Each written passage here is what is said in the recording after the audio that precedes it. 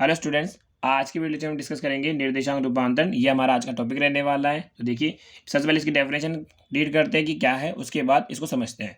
Definition क्या है, देखिए, किसी घटना के लिए एक तंत्र में लिए गए प्रेक्षणों तथा उसी घटना के लिए दूसरे तंत्र में लिए गए प्रेक्षणों के मध्य संबंध व्यक्त करने वाले संबंधों को रूपांतरण समीकरण कहते हैं। ये तो है इसकी डेफिनेशन। हालांकि उम्मीद करता हूँ समझ में नहीं आई होगी, तो चलिए एक बार समझते हैं। देखिए, कहने का मतलब क्या है कि मान चलिए मेरे पास यहाँ पे क्या है, ये कोई अपने पास क्या है, प्लेटफॉर्म है। ये अपना प्लेटफॉर्म और ये क्या है अपने पास, ट्रेन। पी किसको रिप्रेजेंट कर रहा है, प्लेटफॉर्म को। ये क्या है, ट्रेन। ठीक है। अब प्लेटफॉर्म पर एक आदमी खड़ा हुआ है, मान लीजिए डॉट एक आदमी जो प्लेटफॉर्म में खड़ा हुआ है। ऐसे ही एक आदमी कहाँ खड़ा होगा, हमारे ट्रेन के अंदर बैठा हुआ होगा, खड़ा होगा मान लो।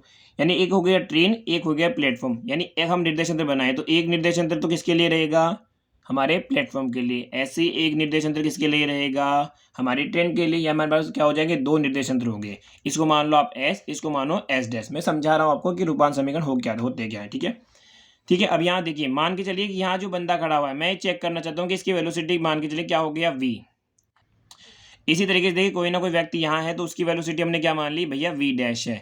तब मैं ये देखना चाहता हूँ कि वी और वी डैश किस प्रकार से आपस में संबंध है। मतलब कि वी के सापेक्ष वी डैश किस प्रकार से बढ़ रहा है या घट रहा है। इसको देखने के लिए कि वी या वी डैश भाई समय के साथ कैसे है, अचर है, नियत है, या दोनों अलग अलग है, इन दोनों में मैं स्टडी करना चाहता हूँ। तो इन दोनों में भाई किस तरीके से रिलेट कर रहे हैं। रिलेट करने पर जो इक्वेशन ही आएगी ना, उन इक्वेशनों को क्या कहते हैं, अपन रूपांतर समीकरण कहते हैं।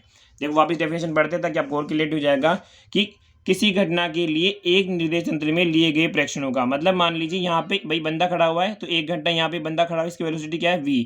और इसी घटना के लिए यानी इसी वेलोसिटी के लिए दूसरे निर्देश तंत्र में लिए गए प्रेक्षणों का दूसरे निर्देश में क्या है, वेलोसिटी v डैश है। ये दोनों के मध्य संबंध व्यक्त करने वाले समय को तो क्या कहते हैं, रूपांतर समीकरण कहते हैं। कि भाई दोनों किस प्रकार से रिलेट कर रहे हैं, कि कम है या ज्यादा है, किस प्रकार से परिवर्तित हो रहे हैं, उनके बीच में जो समीकरण आएगा ना, उन समीकरणों को हम क्या कहते हैं, रूपांतरण समीकरण कहते हैं। ये हमारा टॉपिक है। अब देखिए, रूपांतर समीकरण कई प्रकार के होते हैं, लेकिन हमारे सिलेबस में हम तीन प्रकार से पढ़ेंगे। पहला, स्थानांतरित निर्देश तंत्रों के लिए रूपांतर समीकरण। पहला हम रूपांतर समीकरण निकालेंगे जिनमें निर्देश तंत्र कैसे हो, स्थानांतरित हो। अभी क्या होते हैं हम नेक्स्ट टॉपिक में जब डिस्कस करेंगे तब इनको देखेंगे। उसके बाद देखिए, सेकंड हमारे पास क्या है, एक समान आपेक्षिक स्थानांतरित गति करते हुए निर्देश तंत्रों में रूपांतर समीकरण निकालेंगे। उसके पश्चात निश्चित कोण से झुके निर्देश तंत्रों में रूपांतर समीकरण निकालेंगे। मैं आपको फिर शॉर्ट में समझा दूं क्या है। देखिए, हमें निकालना तो क्या, ये तीनों में रूपांतर समीकरण निकालना है। बस हर बार हमारे पास जो क्या है, निर्देश तंत्र अलग अलग है। पहला क्या है, स्थानांतरित होगा। दूसरा क्या होगा, एक समान आपेक्षिक स्थानांतरित होगा। और तीसरा क्या होगा, निश्चित कोण पर झुका हुआ निर्देश तंत्र होगा। अब इन सभी के बारे में हम एक एक करके आने वाले वीडियो लेक्चर में पढ़ेंगे। आज की वीडियो में फिलहाल इतना ही। वीडियो अच्छा लगा हो तो वीडियो को लाइक कीजिए, शेयर कीजिए, और चैनल पर नहीं हो तो चैनल को सब्सक्राइब कीजिए। इसी तरीके से आपको आगे वाले लेक्चर मिलते रहेंगे।